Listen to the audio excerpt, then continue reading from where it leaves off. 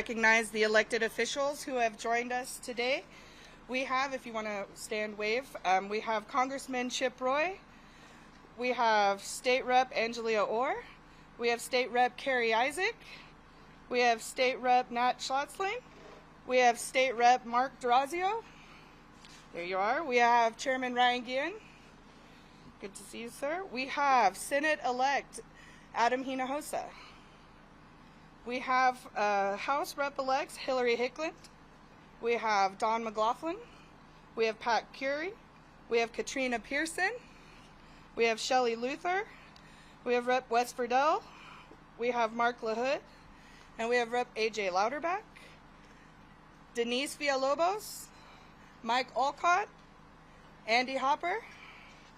And with us today we have Zapata County Sheriff Raimundo. We have Starr County Major Carlos Delgado. And we have Starr County Chief Larry Fuentes. Thank you.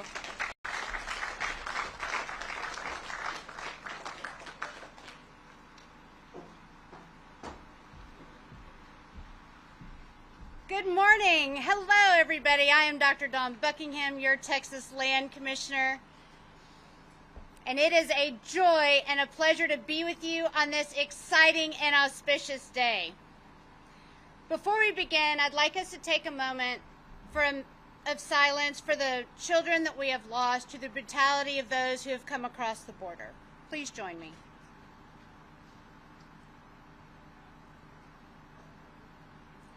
Thank you. As a mom, surgeon, and the first female Land Commissioner, I am dedicated to the prosperity and safety of our communities every day. I steward 13 million acres, fund education, and care for our coast and our veterans. I believe we should serve those we're supposed to serve and do it well. I love every square inch of Texas and will defend it with the full strength of my office. It wasn't long ago that we made Texas bigger for the first time in a couple hundred years by declaring islands in the Rio Grande as Texas. That's right. Through Operation Flat Top, the Texas Military Department, DPS, cleared the islands, removing caches of drugs, weapons, and untold numbers of trafficked individuals. The success of this operation is unquestioned. Today signifies the General Land Office's continued efforts to assist our state partners to gain complete operational control of our border. Behind me stands the first section of the state wall to be constructed on this property.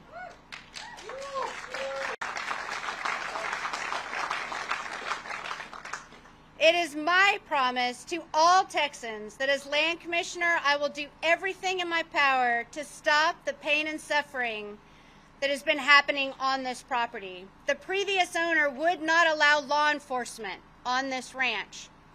She would not allow the wall to be built on this ranch.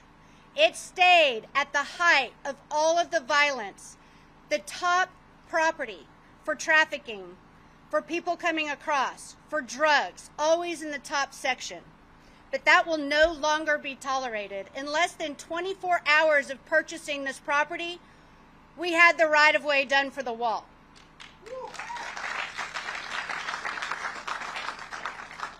Within a couple weeks, we had broken ground. And guess what? We are going to build a mile of this wall in the next week, and we're going to be done in the next couple of weeks.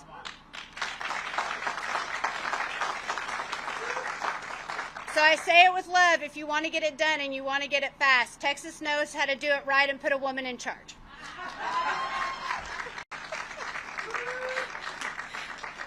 So we will continue to fight to ensure that our state remains a beacon of hope, justice, and dignity for all who call Texas home. To quote Lieutenant Governor Dan Patrick, we are witness to the greatest sin of the modern era. The hundreds of thousands of missing migrant children and the horror they must be experiencing. But the second greatest sin of the modern era is allowing repeat offenders back out onto our streets, permitting them to commit heinous crimes against our sons and daughters. Take, for example, the loss of our own children. like Jocelyn Nungary, Laken Riley, and Elizabeth Medina. No longer will the rape and murder of our sons and daughters be tolerated.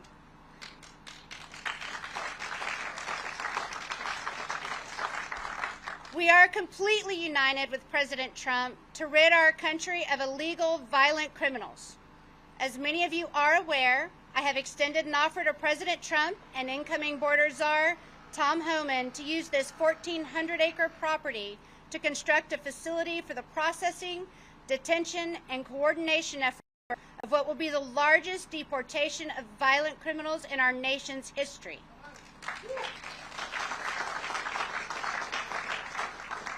A facility here will be the final stop for processing before these violent criminals are deported. This will reduce the burden on our local jails and keep our Texas children safer. President Trump and Mr. Homan, I meant it when I said that I will do everything in my power to help this administration. And that is why I'm announcing our offer has been extended beyond this property. At this time, I'd like to bring up Jocelyn Nungary's mom, Alexis, and grandmother, Jacqueline. Please help me welcome them.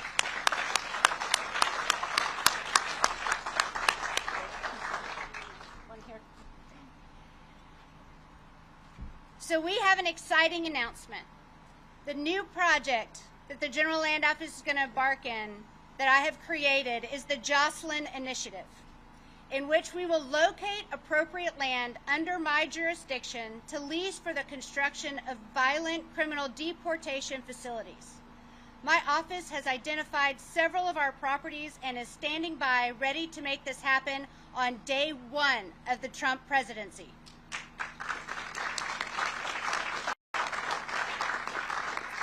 We are going to do everything in our power to ensure no other parent has to feel the pain that Alexis and Jacqueline are feeling right now. We have seen what happens when sanctuary cities release illegal immigrants back onto the streets. The monsters who took the life of Jocelyn have been caught in El Paso, but were soon let out and made their way to Houston and committed an unspeakable crime. Another example is the tragic case of Laken Riley, whose murderers have been arrested multiple times, including for endangering a child. Time and time again, he was released and went on to rape and murder another American daughter. This stops now.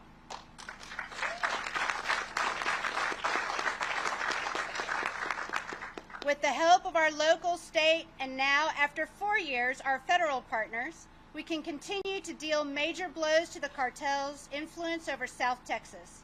By working together, we will significantly reduce illegal immigration, end the trafficking of deadly drugs, and keep Texas families safe. I'm Dr. Dawn Buckingham, your Texas Land Commissioner. I love my job. I love every inch of this state, and I am committed to keeping it safe and prosperous for the future.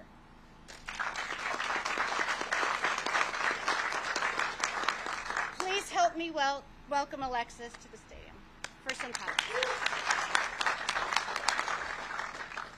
Hello, everybody.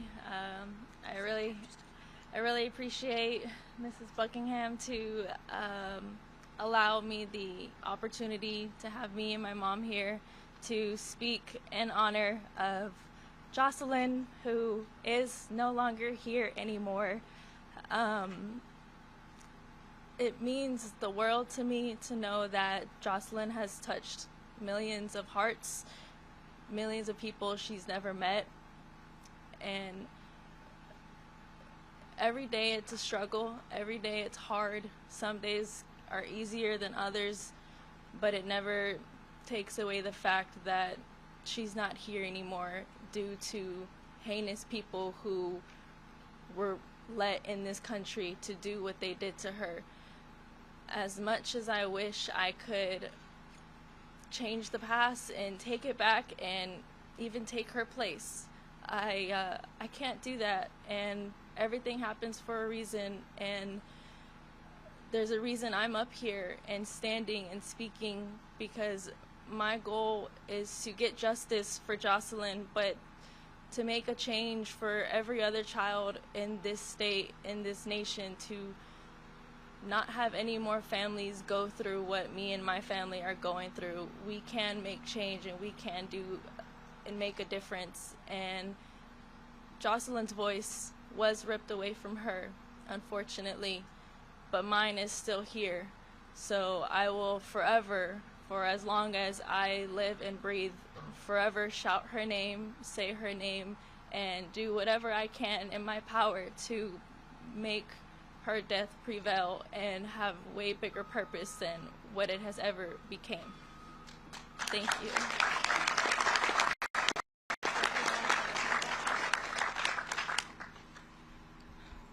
I'm Jackie. I'm Jocelyn's grandmother. I was her Mimi.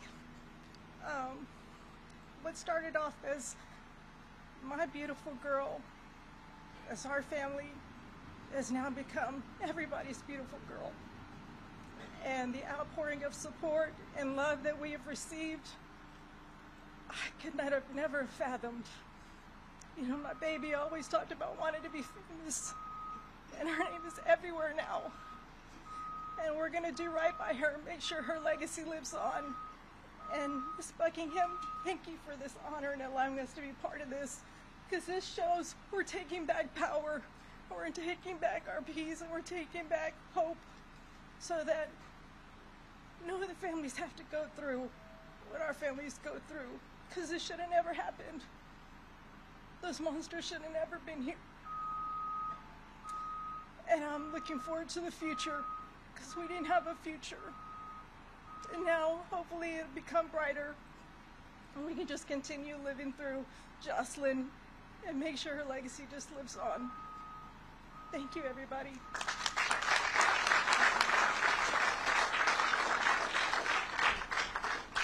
Thank you so much. Thank you, ladies. I think they deserve another round of applause. I tell you what, the strength of a mom is incalculable, right? And how much we love our babies. And that's what we're really here today about, is protecting our babies from the violent criminals that are coming across and keep being released back out into the public. Next, for comments, I'd like to have the spokesperson and National Vice President of the National Border Patrol Council, Chris Cabrera. Please help me welcome.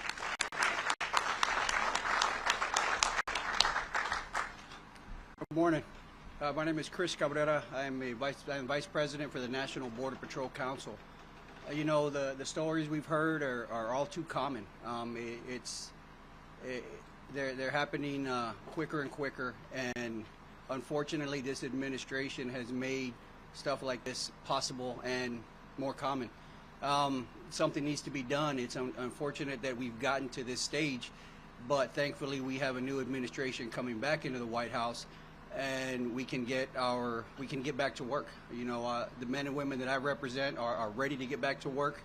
We're ready to work with this new administration and take back what belongs to this country and get this job done. We're ready. I know the state of Texas has done great things. They've stepped up and done what the federal government has failed to do. As a federal employee, it's kind of a thorn in my side. It's kind of embarrassing that the state has to come in and do our job. But as a Texan, I'm very proud to see that the governor has stepped in and done what needed to be done. And you can always tell he's doing the right thing when the administration is trying to stop him, trying to sue him for doing what should have been done in the first place. But rest assured, the men and women that I represent will be ready come January 20th to get back to work and do what we need to do to get it done. Thank you.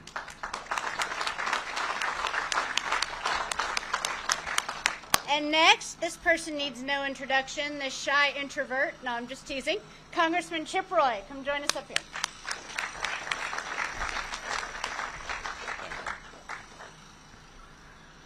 Well, good morning, everybody. Had to check what time of day it is. Dawn, thank you. Thanks for your leadership. Thanks for what you're doing, bringing this great group of Texans and leaders and the state legislature from down South Texas and across the state so that America can see, and all the people that are watching the news can see, that Texas takes this seriously. Obviously, we are thankful to the Lord Almighty that there's help on the way in January. But Texas has been the state that has stood in the breach. And it is 12, 13, 14 now $1 billion later, and we've got some work to do in D.C., I got to tell you, and make sure that Texas gets paid back, because Texas shouldn't have had to do the job. Texas shouldn't have had to do the job that Chris pointed out. The guys at Border Patrol, the guys at ICE, they all wanted to do their job.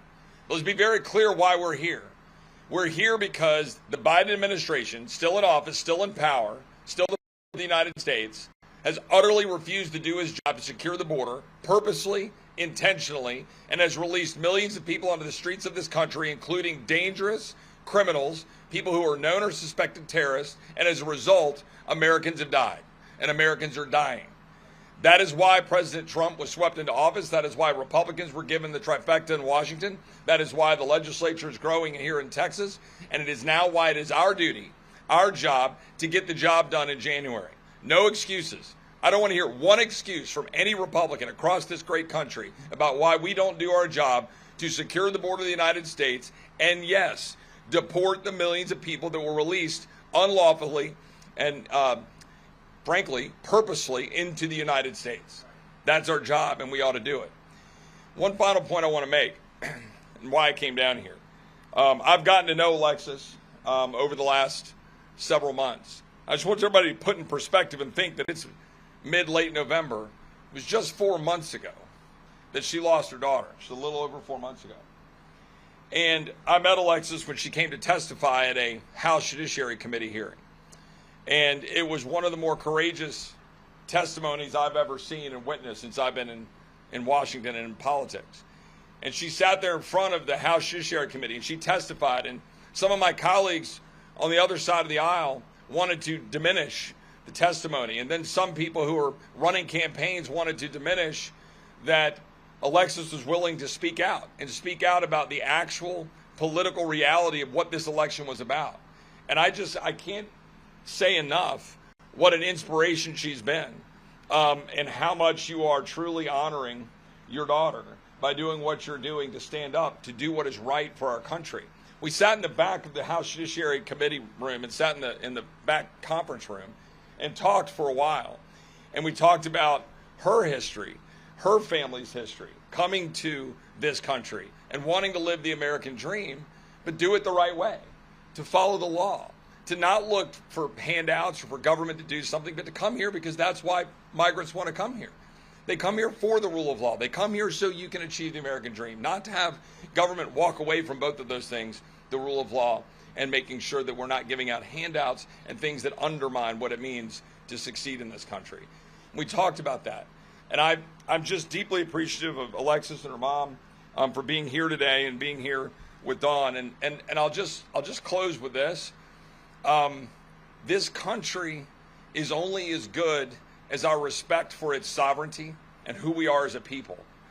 The Vice President-elect, J.D. Vance, who's a friend of mine, likes to remind people that when people say that America is an idea, that's not enough. We're not just an idea. We're a nation. We're a nation of people, a nation of communities, a nation of laws. And we're brought together to carry out the American dream I was talking about before for our kids and our grandkids. And you can't do that if you undermine our sovereignty as a people. And people say, well, just deport the criminals. Well, hold on a second. We had people in this administration lawlessly dumping people into this country. We have now 51.5 million foreign-born, the highest percentage we've ever had in our country's history. We've got to take a step back and remember that we've got to protect this country and make sure that it will exist for generations to come. And you do that by securing it with physical structures, but also enforcement of the law. We must, and this to all my colleagues in Washington, as I said before, no excuses. We must pass permanent changes to law.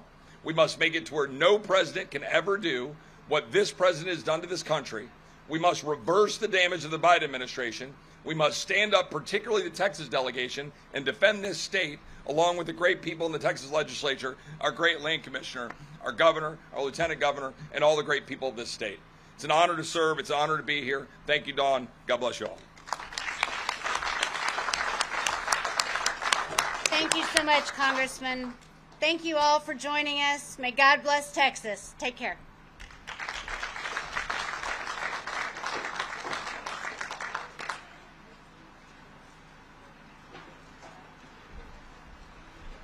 So again, for one-on-one interview questions, if y'all want to line up along this fence here, we can pull you guys in one by one. Thank you.